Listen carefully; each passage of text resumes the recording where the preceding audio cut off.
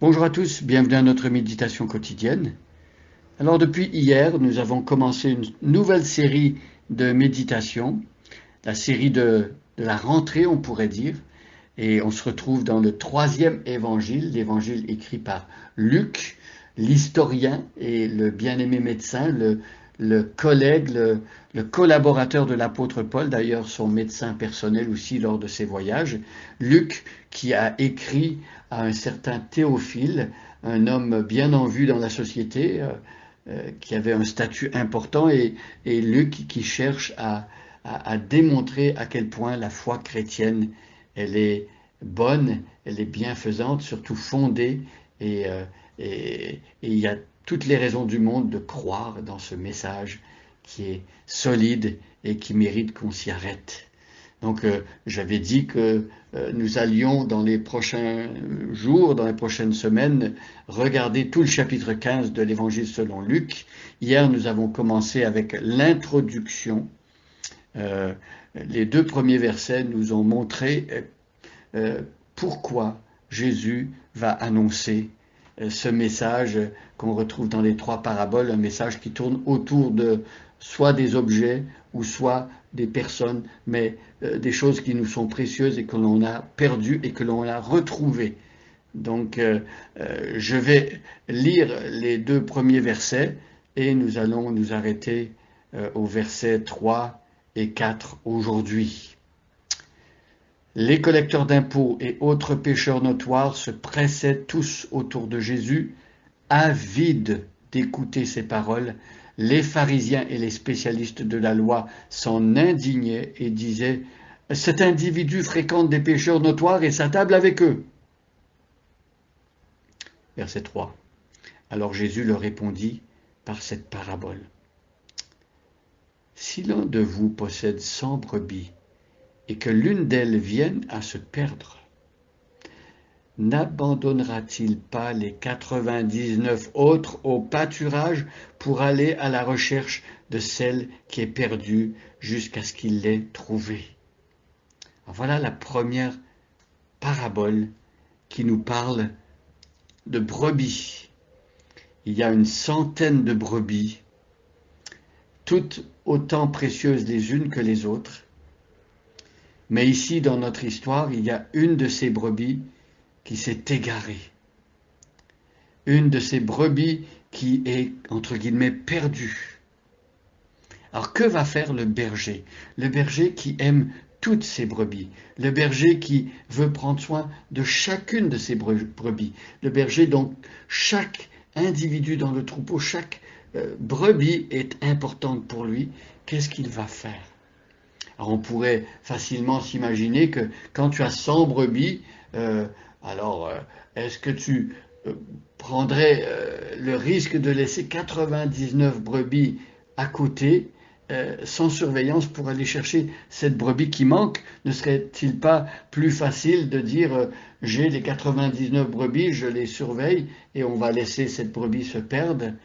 Peut-être que nous, on calculerait de cette manière-là, mais voyez ici la logique du berger, du bon berger. Alors dans le Nouveau Testament, Jésus est présenté comme le bon berger. Jean chapitre 10 nous dit que Jésus est le bon berger donne sa vie pour ses brebis. Alors ici on voit que ce berger, il va prendre le risque, un risque calculé bien sûr, il va laisser les 99 brebis pour un instant et il va se donner du mal.